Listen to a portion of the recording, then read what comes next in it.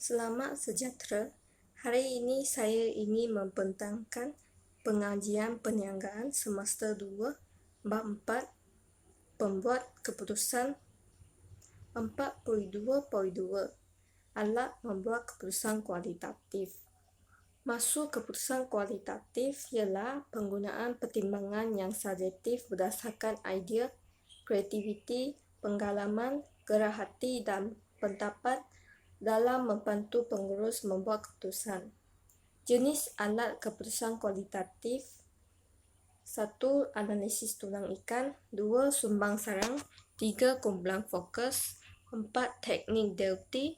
5. Kumpulan nominal. 1. Analisis tulang ikan. Untuk mengenal pasti masalah sebenar melalui pencambahan fikiran dan sumber masalah seperti manusia, mesin, kaedah dan bahan mentah. Langkah-langkah penyelesaian masalah menggunakan analisis tulang ikan. 1. Mengenal pasti masalah yang berlaku. 2. Mengenal pasti punca utama yang menyebabkan masalah itu berlaku. 3. Mengenal pasti punca sampingan bagi setiap punca utama. 4. Mengenal pasti punca sebenar yang menyebabkan masalah itu berlaku. 2. Sumbang sarang. Kaedah untuk mendapatkan alternatif penyelesaian masalah. Semua pihak dalam kumpulan dapat menyumbangkan fikiran dan pendapat terhadap sesuatu topik yang dibincangkan. Prinsip asas sumbang sarang. 1. Topik perbincangan hendaklah dimaklumkan terlebih dahulu. 2. Pengerusi dan pelapor kumpulan memainkan peranan untuk memastikan perjalanan aktiviti berjalan lancar. 3. Setiap ahli diberi giliran untuk memberi cadangan. 4. Semua cadangan hendaklah dicatat untuk dibincangkan secara umum. 5. Cadangan yang kurang baik tidak boleh dikritik. 6. Kumpulan terdiri daripada pengerja yang berbagai kebolehan. 3. Kumpulan fokus. Sekumpulan individu yang menyumbangkan maklumat dalam format bersekutu. Setiap ahli kumpulan mesti mempunyai pelbagai kebolehan dan kemahiran. Perkara yang perlu dilakukan sebelum sesuatu sesi perbincangan. 1. Seorang fasilitator dilantik untuk membantu kumpulan membuat perbincangan. 2. Pernyataan setiap ahli kumpulan diperlukan dalam setiap sesi perbincangan bagi menghasilkan pelbagai idea baru. 3. Ahli kumpulan akan dirangsang dengan kritikan-kritikan dari ahli kumpulan untuk menghasilkan idea dalam proses membuat keputusan supaya idea menjadi lebih kreatif. 4.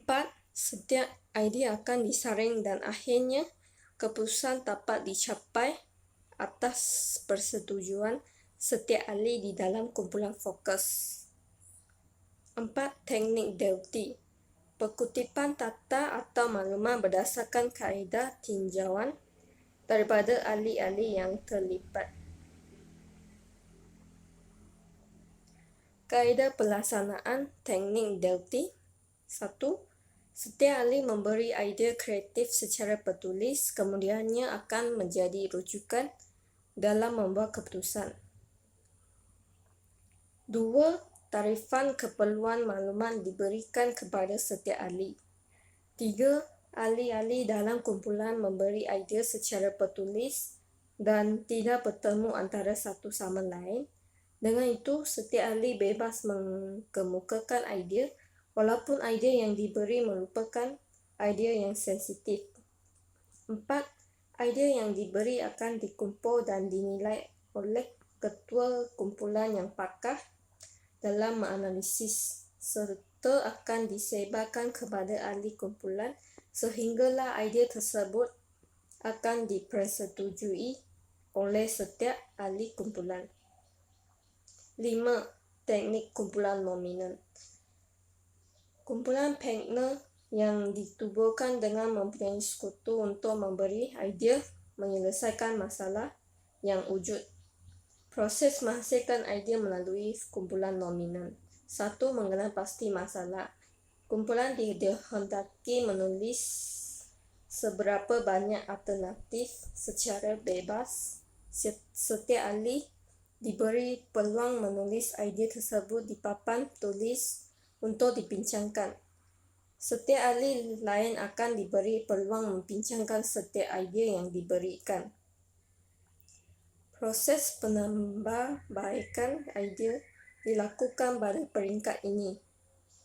3. Proses pengundian awal akan dibuat untuk memilih idea yang boleh menyelesaikan masalah. 4.